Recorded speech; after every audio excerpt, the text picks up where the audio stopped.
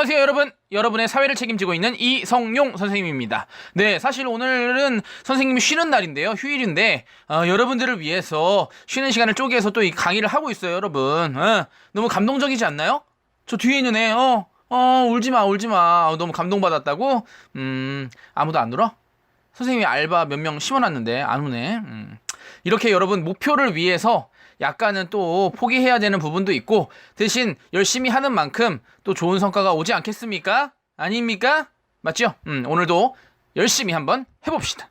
네, 지난 시간에는 정치 과정이랑 정치 주체라는 걸 배웠는데요. 정치 과정부터 살펴보면요. 사람들의 생각이 너무나 다양해졌어요. 옛날에 비해서. 그걸 사회의 다원화라고 합니다. 그럼 그대로 둬요? 얘네끼리 싸우게 놔둬? 안 되잖아요. 하나로 통합을 해야 되는데요. 그 과정, 의견을 조율하고 갈등을 해결해서 사회 통합을 이루는 과정을 정치 과정이라고 한다고 그랬어요. 그래서 저는 빵 먹을래요, 라면 먹을래요, 짜장면 먹을래요 이렇게 막 의견을 내세우는 단계를 이익 표출이라고 하고요. 그걸 모으는 단계를 이익 집약이라고 했고요. 그 중에 하나를 결정, 정책 결정을 하고요. 실제로 정책을 집행해 본 다음에 이거 좋았어 안 좋았어 정책을 평가해보고 이상하다 다시 돌아가는 거, 그렇죠. 환류, 피드백이라고도 한다고 그랬죠. 이런 걸 바로 정치 과정이라고 하고요. 우리 교과서에 셧다운제, 여러분들 남학생들 분노를 일으키는 셧다운제 그런 예가 많이 나온다고 했고요. 정치 과정에 이 참여하는 사람들을 주체라고 합니다. 주체, 참여 주체라고 하는데 공식적 주체가 있고 비공식적 주체가 있습니다. 공식적 주체는 자기가 정책을 결정할 수 있는 권한이 있는 건데 우리 국회, 정부, 법원 요 세 개가 공식적 주체인데 이거는 시험에는 사실상 좀 덜 나오고 비공식적 주체가 잘 나온다고 했죠. 정권 획득을 목적으로 하는 애들 누구죠? 정당이고요. 정당. 그다음 여론 형성을 주도한다. 쟤 이상하게 생겼다 막 이렇게 해가지고 여론 형성을 주도하는 게 바로 언론이고요. 언론. 자신들만의 이익을 말하는 게 바로 이익 집단이었고요. 공익을 위해서 여러분 담배 피면 안 돼요. 건강한 운동을 자주 하세요. 뭐 이렇게 하는 공익을 위해서 하는 것이 바로 시민단체였다. 여기까지 했습니다. 네, 그래서 오늘 배워볼 부분은요. 선거와 지방자치라는 건데요. 첫 번째 학습 목표요. 선거의 의미와 공정한 선거를 위한 제도에는 어떤 것들이 있나. 우리 반장 선거 해봤잖아요. 그럼 다 알아. 이거 너무 쉬운 거예요. 두 번째 학습 목표는 지방자치. 우리 배에 있는 지방 말고 서울 이외의 지역을 이제 지방이라고 하잖아요. 그곳을 어떻게 다스리는 제도가 있는지 그것에 대해서 배울 것입니다. 그럼 갑니다. 따라오세요. 멍 때리지 말고 뒤에 멍 때리지 말고 따라오세요. 네, 첫 번째 학습 목표 선거의 의미와 공정한 선거를 위한 제도에는 무엇이 있나를 알아보겠습니다. 첫 번째 이제 선거의 의미인데요. 우리 반장 선거 해봤잖아요. 반장 선거가 끝나면 누가 당선이 되죠? 그렇죠. 반장이 나오죠. 반장. 즉 선거는 대표자를 뽑는 행위입니다. 대표자를 뽑는 행위를 바로 선거라고 하는데요. 이게 왜 중요하냐면 누가 당선되느냐에 따라서 우리 반이 완전히 달라질 수도 있잖아요. 내가 싫어하거나 또는 내가 원하지 않는 정책을 하는 반장이 당선됐을 경우에 1년 내내 우울할 수 있습니다. 그렇기 때문에 굉장히 중요하고 이게 가장 기본적이면서도 가장 중요하기 때문에 민주주의의 꽃이라고 표현하기도 합니다. 꽃, 뭐뭐뭐의 꽃 이렇게 하면 되게 중요하고 기본적이다 이런 의미니까 오늘 집에 가가지고 엄마한테 엄마는 우리 집의 꽃이에요. 그러면 엄마가 아주 좋아하십니다. 반찬 달라질 거예요. 해보세요. 네, 그럼 선거는 어떤 기능을 가지고 있는가? 잘 나오니까 잘 알아두세요. 선거의 기능, 가장 기본적인 기능이죠. 그렇죠.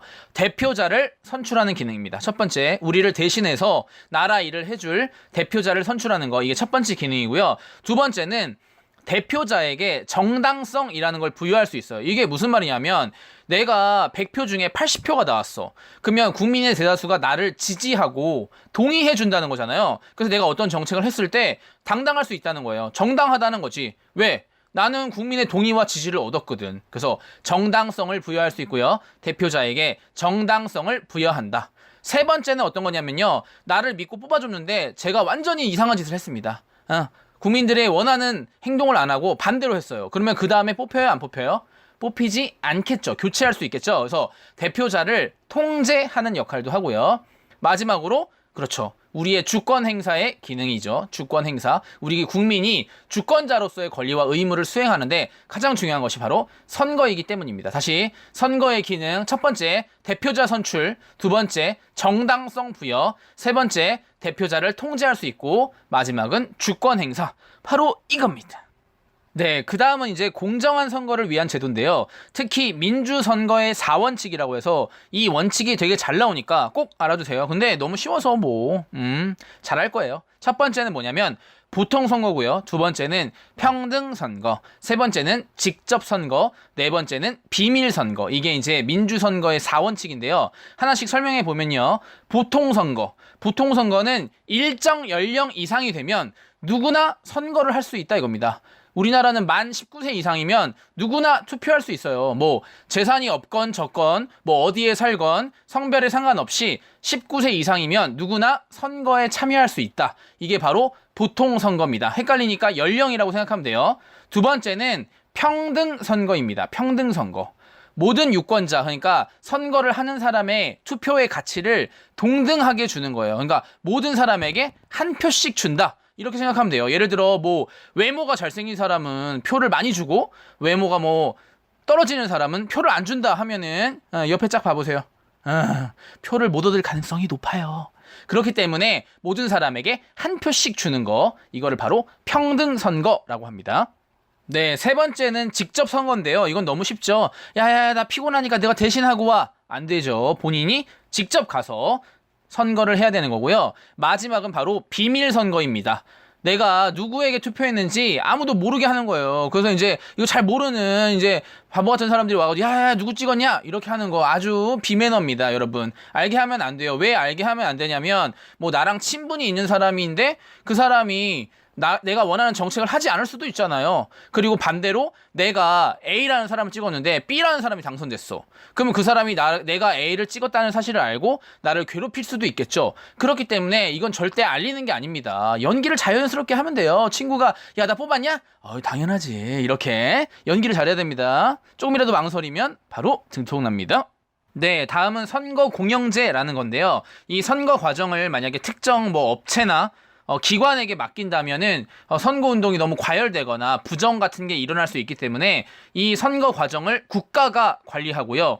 특히 이 국가나 지방자치단체가 선거 비용을 지원하기도 하는데요. 이걸 바로 선거 공영제라고 합니다. 왜 선거 비용을 지원하냐면 선생님 같이 이렇게 능력이 유능한 사람들 있잖아요. 능력이 뛰어난데 돈이 없어.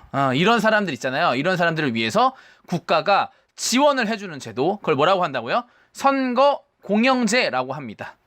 그래서 이제 선거 후보가 되려면 여러분 그냥 후보가 되는 게 아니라 일정 이상 돈을 내야 돼요. 왜냐면 아무나 나오면 너무 이제 선거가 과열되거나 난립할 수 있기 때문에, 예를 들어 자격이 없고 돈을 안 내도 후보가 될 수 있다고 하면 뭐 대통령 후보가 10,000명이 나오면 어떡할 거예요, 여러분. 그래서 안녕하십니까, 대통령 기호 5427번 누굽니다, 이렇게 하면 기억이 나겠어요? 대신에 그 후보자가 혹시나 이제 당선이 되지 않더라도 15% 이상의 득표를 할 경우에는 그 선거 비용을 나라에서 지원해 줍니다. 왜냐면 15%나 나왔다는 거는 합리적이고 굉장히 좋은 정책을 들고 나왔다는 거고 그만큼의 지지를 받았다는 거잖아요. 그러니까 유능한 정치인에게 선거 비용을 지원해 주는 겁니다. 여러분도 한번 해보세요, 나중에.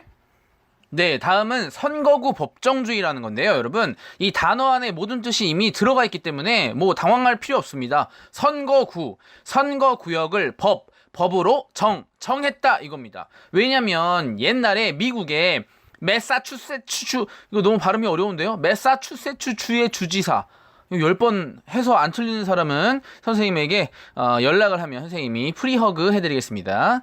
받기 싫다고? 아무튼 매사추세츠 주의 주지사였던 게리라는 사람이 있는데요. 그 게리라는 사람이 자기가 당선되기 위해서 선거구역을 조작했습니다.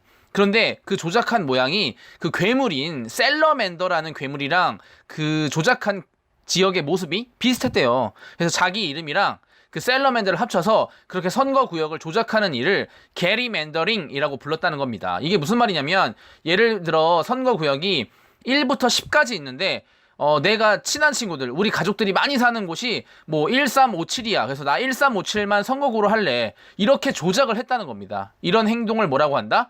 게리맨더링이라고 합니다. 잘 기억하세요? 네, 그래서 이 선거구를 조작하는 행위를 게리맨더링이라고 하는 거고요. 그걸 못하게 하기 위해서 선거구 법정주의가 있는 겁니다. 선거구역을 법률로 정하는 거죠, 당연히 국회에서. 헷갈리면 안 돼요, 여러분. 조작하는 행위는 게리맨더링. 그걸 못하게 하기 위한 제도가 선거구 법정주의입니다. 막 이거 시험에 나오면 또 흥분해가지고 나 아는 거 나왔어 이래가지고 뭐 읽지도 않고 조작하는 행위는 그러면 막 선거구 법정주의 이렇게 쓰면 안 돼요. 헷갈리면 안 돼요. 기억하세요? 네, 그리고 마지막으로 선거 전반을 관리하는 기관이 있는데요. 바로 선거관리위원회라고 선관위라고 줄여서 많이 말하죠. 뭐 후보자를 등록하거나 선거 운동을 하거나 투표를 하거나 개표 과정에서 어떤 잘못된 점이 있거나 아니면은 뭐 부정이 일어나지 않는지 이런 걸 이제 감시하는 기관인데요. 우리 뭐 반장 선거나 전교회장 선거 할 때도 아마 선관위를 만들 거예요, 여러분. 여러분들이 관심이 없어서 그렇죠. 꼭 알아야 됩니다. 선거관리위원회입니다. 네, 이렇게 학습 목표 1이 끝났는데요. 빨리 정리해보면요. 대표자를 뽑는 행위를 선거라고 하죠. 선거의 기능 중요하다고 그랬어요. 대표자를 선출하고요. 대표자에게 정당성을 부여해요. 왜냐면 나는 많은 사람이 뽑은 사람이니까. 그 다음에 이 사람이 잘못하면 다음에 떨어지죠. 대표자를 통제하는 기능을 하고요. 주권을 행사하는 기능을 합니다. 이게 바로 선거의 기능이고요. 그러면 공정한 선거를 위한 제도에는 무엇이 있나? 민주선거의 4원칙 있죠? 나이만 되면 주는 거 뭐죠? 보통선거, 누구에게나 한 표씩, 평등선거, 내가 직접 가야 돼, 직접 선거, 그 다음에 아무도 모르게 하는 비밀선거가 있었고요. 내가 너무 유능한데 돈이 없네, 선거 비용이 없을 때 선거 공영제라는 게 있었고요. 선거구를 마음대로 조작하는 거 뭐라고 한다고? 게리맨더링. 그걸 못하게 하는 게 선거구 법정주의, 선거구역을 법으로 정했다 이거고요. 공정한 선거를 위해 전반적인 관리를 하는 기구가 선거관리위원회였습니다. 네, 두 번째 학습 목표 지방자치에 대해서 배울 건데요. 그러면 가장 중요한 지방자치가 무슨 의미인지 알아야 될 거 아니에요. 자기 배에 있는 지방을 자르고 치우고 싶다 아닙니다. 여러분들 마음은 이해하지만 지방자치는 무슨 뜻이냐? 자기 지역의 일을 스스로 스스로 통치하겠다 이겁니다. 자기 지역의 일을 자기가 스스로 처리하는 것을 지방자치라고 하는데요. 이걸 왜 해야 되냐? 되게 간단해요, 여러분. 우리가 만약에 서울에 산다면 부산의 일을 잘 모르잖아요. 부산 사람은 또 서울의 일을 잘 몰라요. 자기 지역의 일은 자기가 잘 알기 때문에 자기 지역의 일을 자기가 해야 전체의 이익이 증가한다. 이런 의미입니다.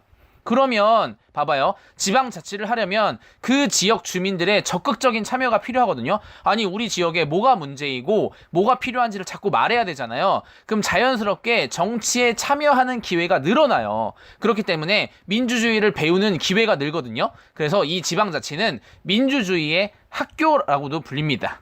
왜냐하면 정치에 많이 참여하게 되면서 민주주의를 배울 수 있기 때문에 민주주의의 학교라고도 불리는 거고요. 또 지역 주민이 자기 지역의 일을 알아서 한다며요. 그래서 자기 지역에 알맞는 업무를 처리할 수 있습니다. 그래서 옛날에는 중앙의 정부가 이러한 일을 해라 이렇게 명령을 했는데 이제는 우리가 원하는 일을 아래서부터 위로 올라가기 때문에 풀뿌리 민주주의라고도 해요. 이런 단어도 잘 알아둬야 돼요. 이런 단어들이 지방자치를 의미한다는 걸 알아둬야 돼요. 아까 민주주의의 학교, 풀뿌리 민주주의. 그 다음에 이제 시험에 제일 많이 나오는 건데요. 중앙정부가 지방에다 힘을 주는 거잖아요. 그러면 야 너네 일은 너네가 알아서 해 이러면서 자기 힘을 나눠주는 거죠. 그렇기 때문에 중앙정부의 권력은 분산되는 겁니다. 집중되는 게 아니에요. 중앙정부한테 힘이 강해지는 게 아니라 내 힘을 나눠주는 겁니다. 그래서 보기에 맨날 중앙정부의 권력이 강해진다 이런 거 다 틀린 겁니다. 여러분 낚이면 안 돼요. 네, 이 지방자치단체에는요 광역자치단체와 기초자치단체라는 게 있는데요. 광역이라는 거는 넓다는 뜻이거든요. 그래서 광역자치단체에는 특별시, 우리 서울특별시 알죠? 그 다음에 광역시, 인천이나 광주나 부산같이 큰 도시, 인천광역시, 부산광역시 이렇게 부르죠. 그 다음에 경기도, 충청도, 강원도와 같은 도, 이렇게 특별시, 광역시, 도를 넓다고 해서 광역자치단체라고 하고요. 그 밖에 시, 군, 구, 뭐 수원시라던가 철원군, 그 다음에 무슨 계양구, 뭐 이렇게 구 같은 기초자치단체로 구성이 되어 있습니다. 네, 이런 지방자치단체에 가면요. 지방의회와 지방자치단체장이 있는데요. 또 뭐 이름 어렵다고 또 쫄지 말고요. 지방의회는 간단해요. 그 의회 모여서 이제 뭔가 의논하고 결정하는 곳이고요. 지방자치단체장은 뭐냐면 그 지방의 짱이라고 생각하면 됩니다. 예를 들면 특별시에는 특별시 의회가 있고 그 다음에 특별시장이 있겠죠. 그래서 특별시 의회는 지방의회고 특별시장은 지방자치단체 장이겠죠. 광역시에 가면요. 그렇죠. 광역시 의회가 있고 광역시장이 있고요. 도에 가면요. 도의회가 있고요.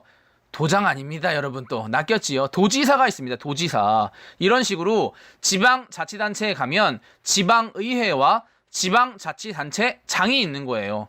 기초에도 마찬가지예요. 시의회가 있고 시장이 있고 구의회가 있고 구청장이 있고 군의회가 있고 군수가 있고 뭐 이런 식으로 돼 있습니다. 뭐 거의 바보 같네요, 우리. 너무 쉽죠? 그럼 지방의회부터 뭘 하는지 한번 볼게요. 지방의회는 지방의회에 가면은 의원들이 많이 있어요, 여러분. 여러 사람들이 뭐 하냐면 그 지역의 일을 의논하고 결정하는 일을 합니다. 그래서 좀 어려운 말로 줄여서 의결기관이라고 하거든요. 의논하고 결정하는 거. 아니, 우리 지역에서 빵을 먹을지 라면을 먹을지 떡을 먹을지 의논하고 결정하는 겁니다. 그리고 또 무슨 일을 하냐면 그 지역 내에서만 이제 영향력이 있는 법규를 만들 수 있어요. 그걸 바로 조례라고 합니다. 례 할 때 여의예요. 또 한글 틀려서 틀리지 말고. 다시 지방의회는 무엇인가를 결정하는, 의논하고 결정하는 의결기관이고 조례라는 법규를 만들 수 있다. 이게 바로 지방의회가 하는 일입니다. 네, 그럼 지방자치단체장은 무엇을 하냐면요. 아까 지방의회에서 떡을 먹을지 라면을 먹을지 의논하고 결정했잖아요. 그래서 라면을 먹을 걸로 결정했다. 그러면 그걸 실제로 집행하는 게 바로 지방자치단체장입니다. 그러니까 집행기관이죠. 집행기관. 그리고 또 무엇을 하냐면 아까 지방의회에서 조례라는 자치법규를 만들었잖아요. 그 조례의 범위 안에서 또 규칙이라는 법규를 만들 수 있어요. 그러니까 조례가 더 높은 법이죠. 왜냐하면 지방자치단체장은 한 명이잖아요. 근데 그 사람의 권력이 너무 강하면 독재 같은 게 일어날 수 있기 때문에 조례의 범위 안에서 규칙이라는 걸 만들 수 있습니다. 알겠죠? 이 지방의회 의원들과 그 다음에 지방자치단체장은 국민들이 직접 선거를 해서 선출하고요. 여기까지 이제 우리가 배웠는데 조금 어렵죠. 그러니까 빠르게 한번 정리해 보면요. 우리 지역의 일은 우리가 알아서 할게. 이게 바로 지방자치제도다. 근데 아래서부터 올라가는 거기 때문에 풀뿌리 민주주의라고 하고 지방자치를 하면 정치에 참여를 많이 하게 돼서 민주주의를 배우기 때문에 민주주의의 학교라고도 되고요. 중앙정부가 자신의 권력을 나눠주는 거기 때문에 중앙정부의 권력은 집중이 아니에요. 집중이 아니라 권력이 분산되는 거고요. 이 지방자치단체는 특별시, 광역시, 도 같은 광역자치단체와 시, 군, 구 같은 기초자치단체로 구성이 되어 있고요. 그 자치단체에 가면은 지방의회가 있고요. 지방자치단체장이 있습니다. 지방의회는 뭐 하냐면요. 의논하고 결정해요. 떡 먹을지 라면 먹을지 의논하고 결정하고요. 조례라는 자치법규를 만듭니다. 지방자치단체장은 뭐 하냐면 아까 의논하고 결정했잖아요. 그걸 실제로 집행하는 기관이고요. 조례의 범위 안에서 규칙이라는 걸 만든다. 이겁니다. 네, 그럼 연습 하나 해보겠습니다. 서울특별시, 강남구, 역삼동이라는 데가 있다고 해볼게요. 그럼 서울특별시 뭐예요, 여러분? 기초예요, 광역이에요? 특별시니까. 그렇죠. 광역자치단체이고요. 강남구, 구네. 그럼 뭐예요? 그렇죠. 기초자치단체입니다. 그 다음에 역삼동은 뭐예요? 그러면 선생님 역삼동은 뭐냐고요? 시군구보다 작은 거는 자치단체에 들어가지가 않아요. 또 다른 거 연습해볼게요. 경기도, 도죠, 도. 넓은 데죠. 광역자치단체고요. 부천시. 이 부천시는 광역시가 아니잖아요. 그냥 부천시기 때문에 기초자치단체에 들어가고요.